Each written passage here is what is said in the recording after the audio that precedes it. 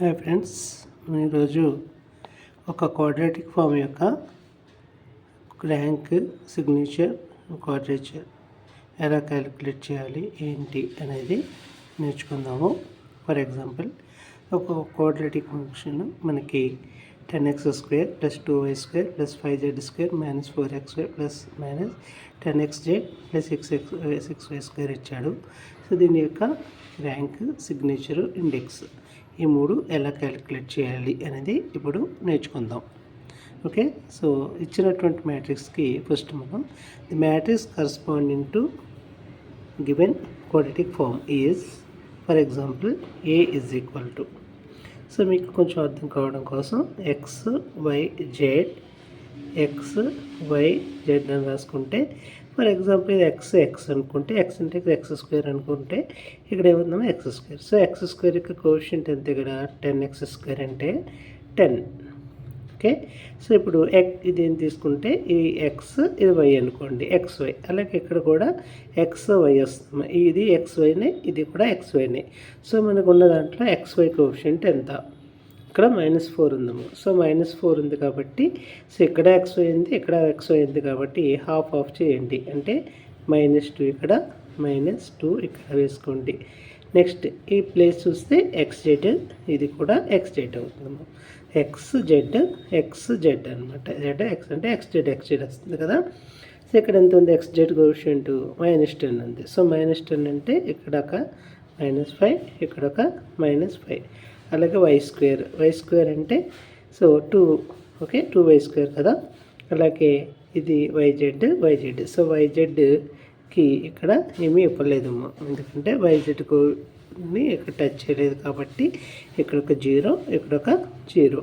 అలాగే 5z² ఉంది కదమ్మా. సో దిస్ ఈజ్ 5 అనమాట. సో ఈ విధంగా మనకి ఒక మ్యాట్రిక్స్ అయితే ఫామ్ అవుతుంది. సో 10 - 2 - 5 - 2 2 0 -5 0 5 అనమాట. ఓకే, సో ఈ విధంగా మనం ఒక మ్యాట్రిక్స్ అయితే క్వాడ్రాటిక్ ఫామ్ యొక్క రిప్రజెంట్ చేసేటటువంటి మ్యాట్రిక్స్ని మనం క్యాలిక్యులేట్ చేసుకున్నాము. ఇది ఖచ్చితంగా ఎప్పుడూ కూడా సిమెట్రిక్ మ్యాట్రిక్సే అవుతుంది. ఎందుకంటే చూడండి, 10 - 2 - 5 - 2 - 5 2 0 2 0 5 అనమాట. సో దీన్ని ట్రాన్స్పోజ్ చేసినప్పటికీ అదే వస్తుంది కాబట్టి A ట్రాన్స్పోజ్ = A అవుతే దాన్ని మనం సిమెట్రిక్ మ్యాట్రిక్స్ అంటాం అనమాట. సో ఇప్పుడు దీనికి ర్యాంక్, సిగ్నేచర్, ఇండెక్స్ క్యాలిక్యులేట్ చేయడం కోసం మనం ఏం చేస్తామంటే అమ్మా, ఇది ఏ మ్యాట్రిక్స్? ఇక్కడ 3/3 మ్యాట్రిక్స్ కాబట్టి రైట్ A =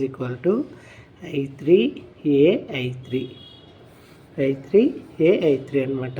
సో ఇప్పుడు కూడా మనకి క్వాడ్రాటిక్ ఫామ్ యొక్క జనరల్ ఫామ్ ఏంటి? X∗ AX అనమాట. X∗ AX ఇలా ఉండాలండి. ఓకే, దీని ట్రాన్స్పోజ్ వెనకాల ఉండాలి. సో దానికోసం మనం ఏం చేస్తామంటే ఇప్పుడు దీన్ని రాసేయండి. ఏ ఎంత? ఇక్కడ 10 - 2 - 5 - 2 2 -2 2 0 -5 0 5 and I3 means 3/3 identity matrix. So 1 0 0 0 1 0 0 0 1. Okay, so ఈ విధంగా వస్తుంది. A 1 0 0 0 1 0 0 0 1 అనమాట. ఓకేనా, సో ఈ విధంగా వస్తుంది. ఇప్పుడు మనం ఏం చేస్తామంటే దీన్ని లెఫ్ట్లో ఉన్నటువంటి దాన్ని నార్మల్ ఫామ్గా మార్చుకోవాలి. నార్మల్ ఫామ్ అంతా అవసరం లేదు. సో ఈ డయాగ్నల్ ఎలిమెంట్స్ మాత్రం ఉండి మిగతా అంటే ఈ -2 - 5 0 అందుకు పైన కిందన ఇవి 0 అయిపోవాలి. సో ఇది మాత్రమే మన టార్గెట్ అనమాట. సో దీన్ని చేసేటప్పుడు ఫస్ట్ టైం దీన్ని తీసుకోండి. ఇక్కడ R2 ఉంది కదమ్మా. సో R2 ఇంప్లైస్ ఇక్కడ 10 ఉంది, ఇక్కడ -2 ఉంది కాబట్టి పెద్దగా మనం దీన్ని ఏం చేస్తామంటే 5R2 చేయండి. అంటే 5R2 చేయడం వల్ల ఏమవుతుంది? -10 అవుతుంది, ఇది +10. సో -10 +10 0 అవుతుంది కాబట్టి ఇది R1 కలిపేయండి అమ్మ. ఇది -10 +10 0 అవుతుంది అనమాట. అలాగే R3 అంటే -5 R3లో ఉంది కదా, ఇది కూడా మీకు 0 అవ్వడం కోసం ఏం చేస్తారంటే దీన్ని కూడా 2తో మల్టిప్లై చేయండి. సో 2r3 అప్పుడు ఇది ఏమవుతుంది -10 అవుతుంది +10 అనమాట. సో R1 అంటే ఫస్ట్ టైం చేసేటప్పుడు రో 1లోనే ఫస్ట్ ఎలిమెంట్ ఉపయోగించి చేయడం వల్ల మనకి చాలా కంఫర్ట్గా ఈజీగా అయిపోతుంది అనమాట. సో 10 -2 -5. సో ఇక్కడ ఇది 5తో మల్టిప్లై చేస్తే ఏమవుతుంది, ఇది -10 +10 0. ఇది 5తో మల్టిప్లై చేసినప్పుడు 10 అవుతుంది. 10 - 2 8. ఇది 5తో మల్టిప్లై చేస్తే 0 అవుతుంది -5. సో అలాగే దీన్ని మనం టార్గెట్ చేస్తాం కాబట్టి 0 అవుతుంది. సో దీన్ని 2తో మల్టిప్లై చేసినప్పుడు 0 అవుతుంది -2 అంటే -2. సో ఇక్కడ 2తో చేస్తేమో +10 అవుతుంది. ఇది -5 అంటే 10 - 5 5 అవుతుంది అనమాట. సో ఇక్కడ మనకి ఈ 2 జీరోస్ అయిపోయాయి. సో నెక్స్ట్ = అయితే ఇక్కడ ఒక చిన్న జాగ్రత్త తీసుకోవాలి. ఏంటి అంటే అది మనం రో ఆపరేషన్ అప్లై చేసేటప్పుడు ఈ ముందు ఉన్నటువంటి మ్యాట్రిక్స్కి మాత్రమే అప్లై చేయాలి. వెనకాల ఉన్న మ్యాట్రిక్స్ని మనం కాన్స్టెంట్గా వదిలేసేయాలి, అంటే సేమ్ రాసేసుకోవాలన్నమాట. అలాగే కాలమ్ ఆపరేషన్ అప్లై చేసినప్పుడు మనం ముందున్నటువంటి మ్యాట్రిక్స్ని సేమ్ యాజ్ ఇట్ ఈస్గా రాసుకుని కాలమ్ ఆపరేషన్ని లెఫ్ట్ సైడ్ దానికి అప్లై చేయాలి. అలాగే ఇంకొకటి ఏంటంటే మనం ఏదైతే రో ఆపరేషన్ చేసామో అదే కాలమ్ ఆపరేషన్ కూడా చేయాలి. ఎందుకనంటే మనకి ఇప్పుడు కూడా X ట్రాన్స్పోజ్ AX ఫామ్ రావాలి కాబట్టి సో ఆ విధంగా చేస్తేనే మనకి పర్ఫెక్ట్గా ఆన్సర్ అనేది వచ్చేస్తుంది. సో అంటే ఇప్పుడు మనం ఏం చేస్తున్నాము, R2కి R3కి చేస్తాం తప్ప R1కి ఏమీ చేయలేదు కాబట్టి R1 100 అనమాట. సో 5R2 5 అంటే 0 0 + 1 1. ఇది 5 అవుతుందేమో. 5 + 0 5. సో ఇక్కడ 0 ఇక్కడ 0 ఉంది కాబట్టి 0 అవుతుందేమో. నెక్స్ట్ 2R3 అంటే 0 + 1 అంటే 1. ఇది 0 + 0 0. 2R3 అంటే 2 2 + 0 2 అనమాట. సో ఈ విధంగా వస్తుందమ్మా. A ఇక్కడ మనం రో ఆపరేషన్ అప్లై చేసినప్పుడు కాలమ్ని ఏ విధమైన మార్పులు చేయకుండా యాజ్ ఇట్ ఈస్గా ఉంచండి. అంటే 1 0 0 0 1 0 0 0 1 అనమాట. సో సేమ్ ఇప్పుడు మళ్ళీ R2 చేసాం కదమ్మా, C2 చేయాలి. అంటే C2 = 5C2 + C1 అనమాట. అలాగే C3 = 2C3 + C1 చేయండి. అంటే C1కి ఎటువంటివి చేయం కాబట్టి 10 0 0. సో -10 + 10 0. అలాగే 5C2 చేస్తే ఎంత అవుతుందేమో 40 40 + 0 40. ఇదంతా -10 -10 + 10 0 అనమాట. సో ఈ విధంగా పైన కిందన కూడా మనకి జీరోస్ వచ్చేసాయి.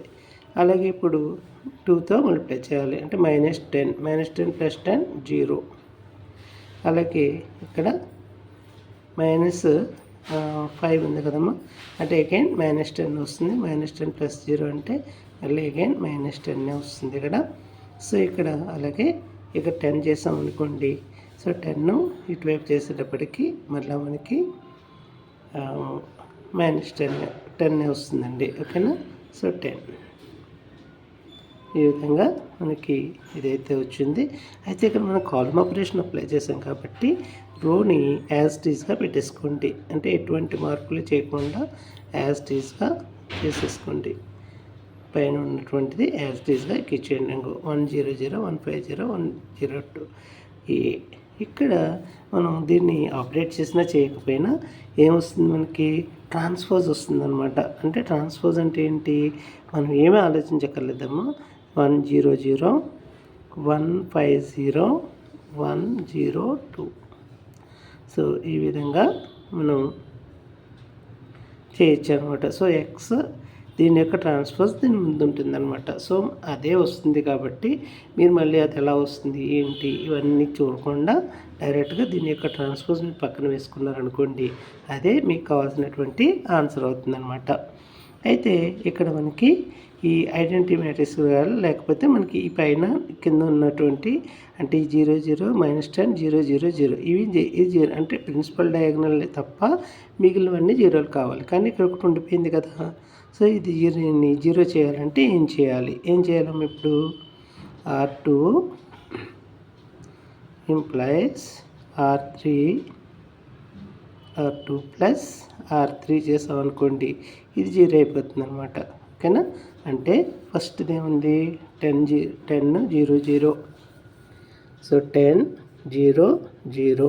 ఓకే, నెక్స్ట్ 0 ఇక్కడ R2ని R3ని కలపాలి. అంటే 0 ప్లస్ 0 0, 40 ప్లస్ 0 0, 40 మైనస్ 10 ప్లస్ 10 0 అనమాట. ఇక్కడ కూడా ఏముంటుంది అప్పుడు 0 40 0 అనమాట. సో 0 40 0. సో ఇక్కడ మళ్ళీ R3కి ఎటువంటి మార్పులు చేయట్లేదు కాబట్టి 0 0 10 వస్తుందండి. ఓకే, సో ఈ విధంగా వస్తుందమ్మా. సో నువ్వు చేసింది ఏంటి, ఇప్పుడు రో ఆపరేషన్ అప్లై చేశావు కాబట్టి ఓన్లీ ముందు ఉన్నటువంటి మ్యాట్రిక్స్గా చేయాలి. అంటే ఏమవుతుంది, ఇది 1 0 0 అంటే 1 0 0. అంటే R2 మాత్రమే చేసాం కాబట్టి పైలైన్ యాస్టీస్గా రాసానమ్మా. ఇప్పుడు R2కి ఏం చేస్తున్నాం, R3 కలుపుతున్నాం. అంటే 1 + 1 ఎంత 2. ఇది 5 + 0 5, 2 + 0 2. అంటే ఇది ఏమవుద్ది 2 5 2 అవుతుంది అనమాట. ఓకేనా? సో 2 5 2 అవుతుంది. మళ్ళీ R3కి ఎటువంటి ఆపరేషన్ మనం రాసుకోలేదు కాబట్టి ఇక్కడ ఉన్న 102ని యాస్టీస్గా రాసేయండి. ఓకే, సో 102 ఏ. సో ఇప్పుడు మనకు రో ఆపరేషన్ అప్లై చేసాం కాబట్టి ఇందాక మనం చెప్పుకున్నామా. సో రో ఆపరేషన్ అప్లై చేసినప్పుడు ముందున్న మ్యాట్రిక్స్కే తప్ప వెనకాల ఉన్న మ్యాట్రిక్స్కి ఎటువంటి అప్లికేషన్స్ చెయ్యము. అంటే యాస్టీస్గా రాసేయాలి. సో ఏం రాస్తాం ఇప్పుడు 1 1 1 0 5 0 0 0 2. ఇది యాస్టీస్గా ఎక్కించండి. సో 1 1 1 0 5 0 0 0 2. ఓకే, సో దీనిలో ఎటువంటి మార్పు చేయక్కర్లేదు. కానీ మనం ఖచ్చితంగా ఇక్కడ కాలం ఆపరేషన్ చేసాం కాబట్టి రో చేసాం కాబట్టి కాలం ఖచ్చితంగా చేయాలన్నమాట. అంటే ఇక్కడ ఏం చేసాం మనం, R2 + R2 + R3 చేసాం కాబట్టి C2 = C2 + C3 కూడా చేసి తీరాలి. అయితే ఎటువంటి మార్పులు వస్తే రావచ్చు, లేకపోతే లేదు, కానీ చేయాలమ్మా. ఓకే, అంటే 10 0 0. సో చూడండి, C2కి C3 కలపాలి. అంటే 0 + 0 40 + 0 0 + 10. ఓకేనా? సో అలా చేస్తుంటే మనకి వచ్చేస్తుంది కదా. సో ఇలాగా మనం వదిలేసుకోవచ్చండి. సో ఇప్పుడు ఇదేమవుతుంది మనకి, ఓకే, సో మనకి ప్రిన్సిపల్ డయాగోనల్ 0 అయిపోయింది కాబట్టి ఇంక వదిలేసేయండిలే, పర్వాలేదు. ఇప్పుడు ఇదేమవుతుంది మనకి, సో ఇప్పుడు దీన్ని నార్మల్ ఫామ్ రాసుకున్నాము. Normal form. So 10x² + 40 x² అంటాడు, ఒక్కొక్కడు y1² అంటారు.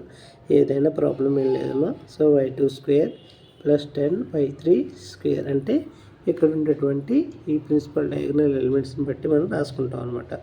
y1² y2² y3² అని చెప్పేసి. సో ఇప్పుడు ర్యాంక్ ఏంటంటే మనకి, సో దీంట్లో ఎన్ని నెంబర్ ఆఫ్ టర్మ్స్ ఉన్నాయి. సో 10y² ఒకటి, 10y2² ఒకటి, 10y3² ఒకటి. సో 3 ఐటమ్స్ ఉన్నాయి, 3 టర్మ్స్ ఉన్నాయి కాబట్టి ర్యాంక్ 3 అవుతుందమ్మా. ర్యాంక్ 3 అంటే దిస్ ఈజ్ R అనమాట. ఓకే, సిగ్నేచర్ ఏంటంటే దీంట్లో నెంబర్ ఆఫ్ పాజిటివ్ టర్మ్స్ ఎంత అవుతున్నాయి. So 10y1² positive plus 40y2² అంటే ఇది పాజిటివ్ ప్లస్ 10y3² అంటే అన్నీ ప్లస్లే ఉన్నాయి కాబట్టి అన్నీ పాజిటివ్ నెంబర్సే కాబట్టి 3 అనమాట. ఫర్ ఎగ్జాంపుల్ ఇక్కడ ఎక్కడైనా ఒకటి మైనస్ ఉందనుకోండి, దాన్ని కౌంట్లోకి తీసుకోకూడదు. అంటే ఫర్ ఎగ్జాంపుల్ ఇక్కడ -10y3² ఉందనుకోండి, అది వదిలేస్తాం అనమాట. సో అప్పుడు ఇది 2 మాత్రమే అవుతుంది. అలాగే ఇండెక్స్ మీన్స్ 2s - r. అంటే ఇది s అనుకుంటే సో 2 × 3 - r అనమాట. r అంటే ఇక్కడ 3. Okay, so 6 - 3 = 6. అంటే ఏమొచ్చిందో మనకి ర్యాంక్ సిగ్నేచర్ ఇండెక్స్ వచ్చిందనమాట. సో దేర్ఫోర్ ఇది ఏమవుతుందంటే పాజిటివ్ డెఫినెట్ అవుతుంది. పాజిటివ్ డెఫినెట్ అవుతుంది. సో ఈ విధంగా అనమాట. అంటే ఇది 3 సమానంగా వచ్చినాయి కాబట్టి పాజిటివ్ డెఫినెట్ రాశారు. మరి మిగతా ఏం రాయొచ్చు. ఓకే, సో డౌట్ వస్తుంది. ఏం లేదమ్మా. సో పాజిటివ్ ఇలా ర్యాంక్ సిగ్నేచర్ ఈక్వల్ 3 ఈక్వల్ అయితే పాజిటివ్ డెఫినెట్. ఒకవేళ ఈ 2 మాత్రమే సమానమై ఇది సిగ్నల్ లెస్ అయితే కనుక ఇండెఫినెట్ అని రాసుకోవచ్చు అనమాట. ఓకేనా, ఇండెఫినెట్. ఓకేనండి. అలాగే ర్యాంక్ లెస్ దాన్ సిగ్నేచర్ వచ్చి ఇండెక్స్ అయితే కనుక అప్పుడేమో నెగిటివ్ డెఫినెట్ అని చెప్పేసి రాసుకోవచ్చు. సో 3 ఉంటాయి. ఓకేనా. So rank less than signature అయితే ఇండెక్స్కి ఈక్వల్ అయితే నెగిటివ్ డెఫినెట్ రాసుకోండి. 3 వేరువేరుగా వస్తే కనుక ఇండెఫినెట్ అని రాసుకోండి. 3 ఈక్వల్ అయితే కనుక పాజిటివ్ డెఫినెట్ అని చెప్పి రాసుకోండి. సో ఈ విధంగా మనం కన్క్లూజన్ అయితే ఇవ్వడం జరుగుతుంది. ఓకేనా. Thank you. సో వీడియో నచ్చితే కనుక లైక్ చేయండి, షేర్ చేయండి. Thank you. బాయ్.